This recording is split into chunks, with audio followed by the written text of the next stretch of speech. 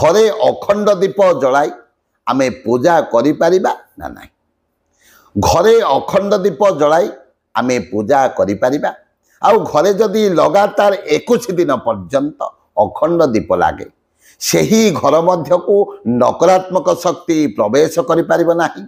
घर मध्य को कोनसी संकट विपत्ति आसीबो नाही।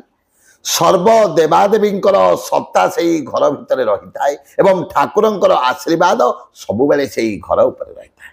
जदि 21 दिन पर्यंत आपण माने नियम को मानी घर मध्य अखंड दीप जलाइबे देखिबे घर मध्य समस्त प्रकार संकट विपत्ति दूर हेबो।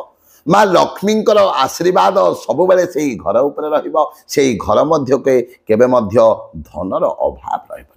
तो दर्शक बंधु जेते बेले घरे अखंड ज्योति को जलाइबे अखंड दीप को लगाइबे किछिटा नियम प्रति निहाती भाव में गुरुत्व देवा आवश्यक। तो प्रथमतः जेते बेले घरे अखंड दीप लागिबो घर मध्य को आमिष द्रव्य प्रवेश करिबो नाही कि घर मध्य को पियाज रसुण मध्य प्रवेश करिबो नाही। घरर कोनोसी व्यक्ति आमिष भोजन करिबे नाही, बाहरे भोजन करिबे नाही कि कौनसी सदस्य घरे होटेल डे भोजन करिबे नाही। मंदिर रे आपण माने भगवान प्रसाद को ग्रहण करि पारिबे। घरे अखंड ज्योति जलिबा समय रे घरर कौनसी व्यक्ति कली झगड़ा करिबे नाही।